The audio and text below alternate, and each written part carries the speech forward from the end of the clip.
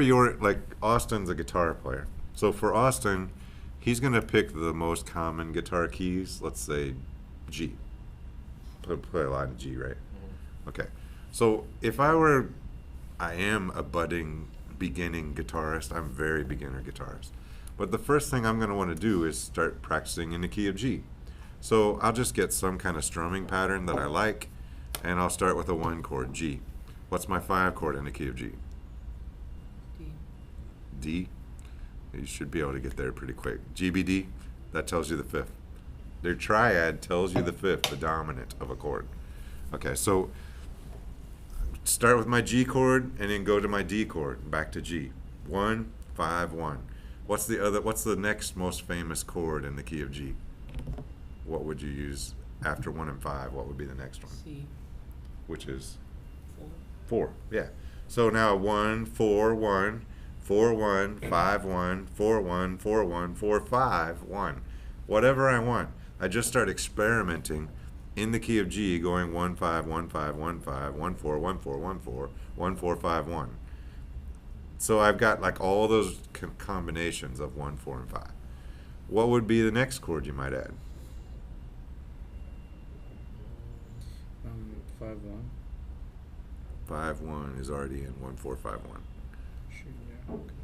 Okay. That's not a, I mean, say whatever you want. 2, 5. 2. The 2 chord is a good one to add next because it's your other predominant chord.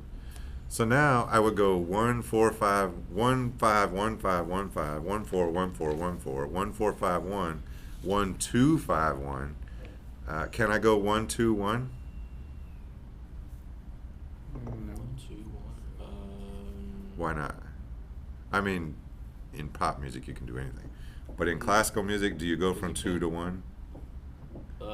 No, because it has to, you have to do, because 2 is a predominant and you have to go to dominant. Right? Correct. Yeah. 4 as a predominant can go straight to 1 because 4 has that arrow that bypasses and goes straight 4 to 1. But 2 does not have that arrow. 2 cannot go to 1. So when I'm practicing my key of G, I do not go from A minor to G. That's not in the key. So if I'm on A minor and I want to go to G, I need to go A minor to D and then to G. 2 to 5 to 1 is in the chord map. Yeah. And when you say in pop music you can do anything, what exactly do you mean? Okay, so what the theory that we are studying is 1800 theory, classical period theory. So what Mozart did. That's what we're studying in this class. Yeah. That's 220 years ago. So today, there are 220 extra years of development and experimentation. Where if you're a pop guitarist today in a rock band, and you're in the key of G and you want to go from A minor to G, you can do anything you want because you're not restricted by the rules of 1800 classical music, right? In our class, we're going to be studying what Mozart did. But as a modern composer, you could do any damn thing you want. You can go from a D minor chord to an F sharp major chord if you want to. You can do anything. Whatever sounds good to your ears, you're allowed to do. However, within the class, we're learning this basic framework to start from, which is what Mozart did harmonically. And it will always work. Think of it as a core. What we're learning, the chord map and all the stuff we're learning in the class is a core of how chords work. And then as a composer, you can take that core and you can break rules, you can do whatever you want. But you need to learn the core first, and your music's going to sound better if you do that. Do you think like most, I don't want to say care about theory because obviously people think about it, but do you think that theory is a priority for most people nowadays? I feel like it's not. No, I don't think it's taught as a priority. So, when I was in this class, I think I told you the first day of class, I almost failed this class the first time I took it. I didn't see the importance of it. It wasn't connecting to me as a drummer. It wasn't connected to the stuff I was practicing in my practice room, which I was practicing a lot, 4 or 6 hours a day. And I was learning my scales, but I wasn't learning my scales like to make me understand keys better. I was learning them because my teacher was making me do them. So I learned my scales. I'm fast. I can do them accurately and quickly, or I could back then. I still probably can. But that doesn't translate to playing music, really. When I practice my scales today, I do not play do to do and back to do unless I'm demonstrating for a class or something. When I'm practicing my scales, the way I practice them now is I go in and I say, okay, I'm going to start in C. So that means I start in C and I start playing in my C scale, but I'm not playing C to C. I'm not even stopping. I'm continually playing up and down the white keys and like landing or turning on all of the chord tones. So I make sure I never turn except on a chord tone, but I can turn on any chord tone I want at any time. Yeah. So I'm not just thinking the scale, I'm thinking the chord in the scale. Then while I'm playing without stopping, I can say, okay, now I'm going to work on my F chord. So I keep doing the same thing. I'm turning on the C chord tones. And when I switch to my F scale, I'm going to just start changing on F, A, C, and I add in my B flat. So now I'm practicing my F scale, but I never stopped. I went C scale into F scale. On the C scale, I'm turning on C chord tones. When I change to the F tone, F scale, I'm changing on FAC chord tones. And that's the way music really works. When you're improvising in a jazz tune, or you're composing and trying to follow changes in an accompaniment part, you need to play the scale that goes with that chord, and then when the chord changes, you just shift to the next scale. And if you played one shape in this chord, and then the scale changes under you, but you can keep that same shape, but put it on the new chord, you're making connections between your chord changes, and your music gets to be a lot more interesting, because you're taking themes and you're developing ideas across chord changes. That's the ultimate goal. But you can't get to that goal unless you really understand these foundational things better. That's what we're shooting for here. We're almost halfway through this class. We are halfway through this class today. Are you feeling it's paying off and you're practicing? Are you practicing your instrument and getting getting around it better in these keys? Yeah. It's a different way of playing. I've never, ever played.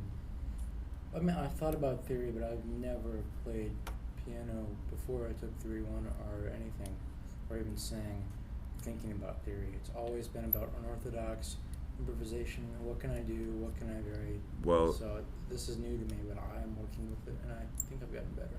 Good. How about you? Is it paying off? I don't see you practicing this stuff, so I'm kind of trusting you.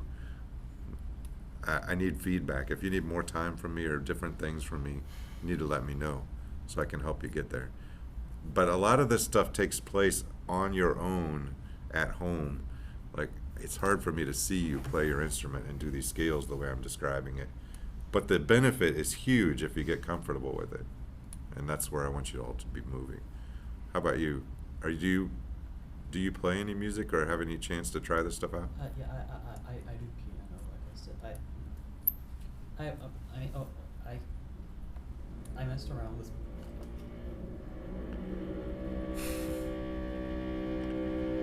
It probably won't be very long. Hopefully not. Should have waited 2 seconds. Anyway, I messed around with music in high school. I wanted to try composition and stuff, but once I got started. Are you finding 45 minutes a day to work on this stuff? Okay, that's good. How about you, AA Ron? Mine is just literally getting around the instrument. Have you been working on your scales this way without doing root to root? I'm saying literally getting around the instrument. Can I finish mine now? Yeah. Once I started college, I found it harder to do that stuff, like not just time, but my. It's okay. It's okay. I can still hear you. I felt like Relatively. someone being funny. you're closer, therefore you're louder, and we can make you out. So So when you got to college,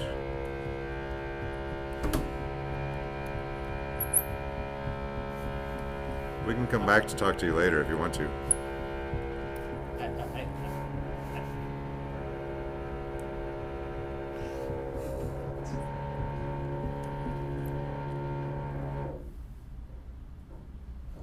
I felt like my like inspiration or whatever was drying up, but I think I've been able to start getting back into it now. Okay. It's having inspiration with a bunch of rules supporting it is a different experience than having inspiration where you're just totally free. I think the rules help focus my inspiration personally. Like if I go in and I say, I'm going to pick this scale to improvise on, then I have like a body of knowledge and experience listening to that scale. So when I start playing, like I'm improvising, I'm finding things that interest me or that are unusual about that scale. And then usually some little idea will come out and I'll toy with it, turn it around. Generally speaking, that's the way I like to practice. So if I go to play marimba nowadays, a lot of times I'm not even playing a tune. I'm just going and I'm saying, okay, key of E flat. And I just start playing. Here's a 1 chord. Maybe I'll put a major 7 on the 1 chord to make it sound jazzy.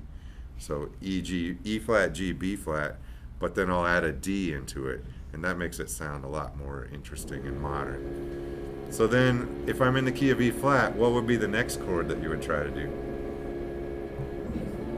B flat is my 5 chord. So I'll play E flat, and then I'll just kind of get comfortable. E flat, G, B flat are my chord tones, but I'm filling in the scale around those E flat major scale. And then when I decide, okay, now I'm going to go to my B flat chord, I'm going to find the notes in the B flat dominant chord. E flat, G, B flat is the way I'm thinking. When I switch to the other chord, I'm just going to take these 2 down a step to D and F. B flat is here and A flat's right there. D, F, A flat, B flat is the B flat dominant 7 chord. And I can see like the connection between the 1 chord and the 5 chord. Then when I'm improvising and I'm in the key of E flat and I hear a 5 chord, I know how to shift those patterns in my mind. I might be playing da da da da da da da. When the chord change, I might just go do do da da do da da. Just pick the new chord tones but keep the same shape. And then you hear this like motivic connection between the chord changes. That is something you can practice. And you practice it by, for me, I'm visually seeing the shapes of the different chords changing along with the chord progression. And then I'm just kind of focusing on the notes that are lighting up in my mind. You can do the same thing on guitar or any instrument. You just have to get comfortable making those changes from chord to chord in real time. I think nowadays there's this whole like, I don't know if it's stigma, but there's this whole thing where it's like, it definitely doesn't help to listen to like your idols' interviews and they're like, you need theory, you know. But the thing is though, the thing is, those people, though they may be successful, they learned the hard way by teaching themselves everything, and it's just like, I mean, obviously we're learning theory helps you learn all that stuff too, and they just sat there and they